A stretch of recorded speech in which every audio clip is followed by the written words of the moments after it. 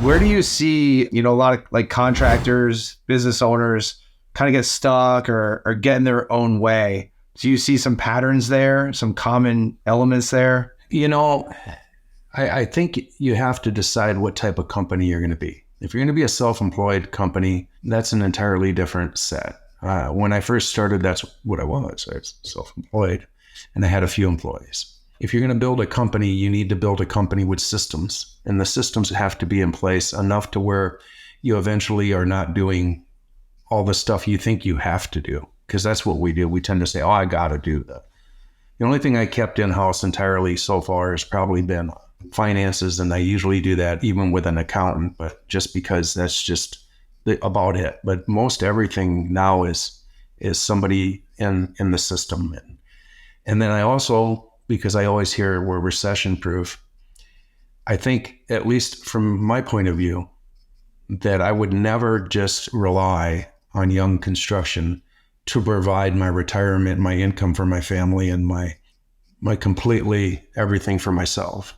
And I urge this for everybody. We have with us, we have medical, retirement, all that. But even though the people that work for me, I'm always preaching, hey, what are you doing for your future, for your kids' future, for generational wealth? What are you doing? Are you doing anything? Is it just you think that your construction company's just that's it?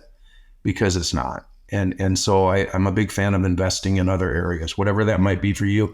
Mine happened to be real estate, and I've done that for 20 years. So I did start another company. I'm building homes, twin homes, custom homes, and I formed that company under another LLC. If Young Construction does a job for them, I have to write them a check. So it's another entity, and you have to really know the separation. I think it's important if you're going to do that. But what I'm trying to say with this is, as you're building your company, the old saying, don't put all your eggs in one basket. If I could give anything to a younger version of myself, that's what I give to you.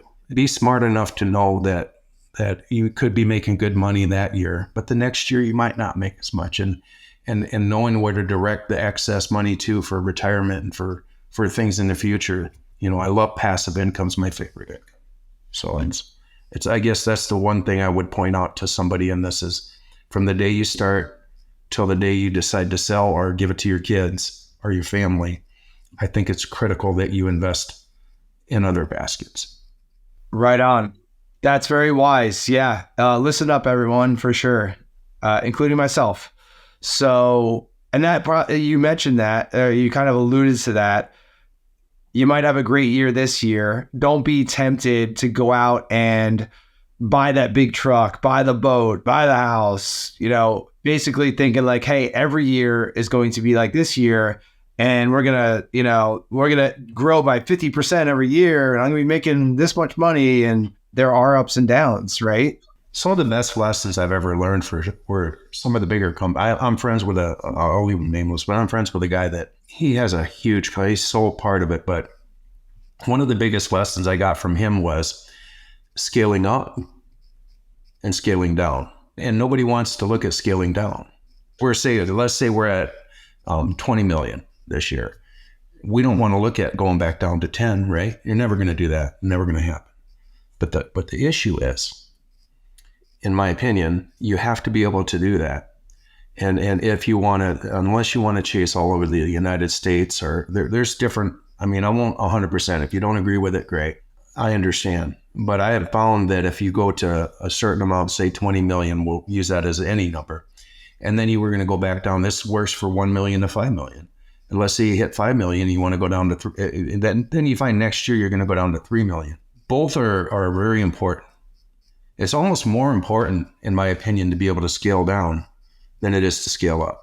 Because what I mean by that is that, did you take on so much more debt, so much more expenses, so much more people that you're unwilling or unable to scale back down to the lower number? You should always keep that in mind. It's the biggest mistake I see. I see companies that they'll go to a conference. I've done this for a long time. I've been going for many, many years. And 1 year they're at $60 million. 2 years later, I don't see them. They scale down, way down. So it's what I'm trying to say is that keep your expenses in line with where you're able to. Let's say, well, Colorado, prime example, 6 years or 5 years, they had no storms. This year they're, oh, look at us. But during that 5 years, you know how many companies didn't make it? Mm-hmm. And the companies that did, just so you know, one of my friends is there, they knew how to scale down. They scaled down and they waited it out. And I think that it's critical that you learn how to do that in this industry. It really is.